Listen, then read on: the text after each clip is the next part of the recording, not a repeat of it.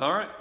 Well, haven't had a video in a while, so I figured it'd be a good time to do a little maintenance on the ZR1.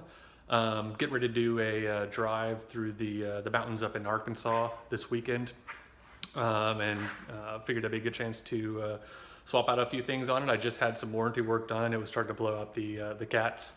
So I just got new cats and downpipes put on it and new Y-pipe, so that should be all good. And I just ordered a TAC blue air filter, so I was just gonna show kind of the install for that. It should be super simple, just a couple little screw and grommet type things, and then the rest just kind of presses in. All right, so here's the filter itself. The ZR1 has a specific kind of brace that holds it together because the stock one is glued into this open section, so you can't actually reuse it without tearing up the old filter. And then to me, it looks like there's just two kind of tied down here, one on the other side, and then just the clamp that holds on the accordion part. The rest of it is, you can see it's actually here. Here you can see that it's just held down by these two pieces right here and here. So that should be a quick, easy piece to remove, and then just this on the accordion part, and then it should come right off. And the filter itself kind of sits in this section here. So let's get to it.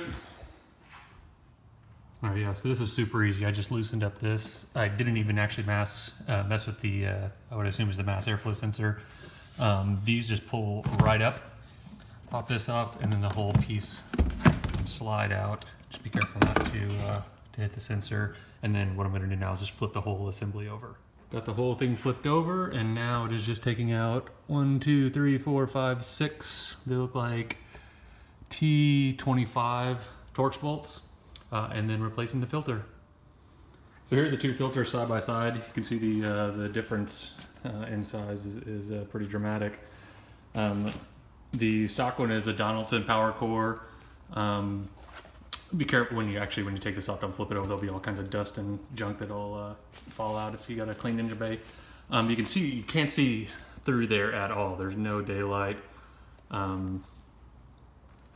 Compared to the Attack Blue, you can see that it's, yeah, so you can see the orange through there. So these have shown dyno gains, 12 to 15 horsepower on there.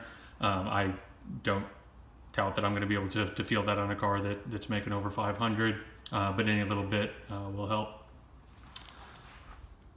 So I did have to make some minor modifications right there. You can see where I just had to cut a slit on each side. Just use like a camping saw that was right at the thickness almost perfectly, and that's because there's these little ridges or I don't know if they're molding marks or guide markers.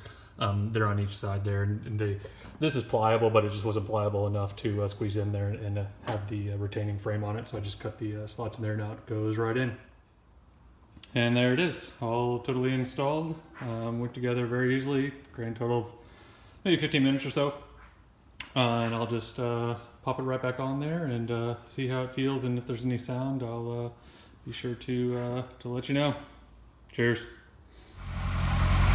Or maybe a tiny bit more intake noise when I tap on the throttle, hearing the blades open, but nothing major. She still sounds damn good.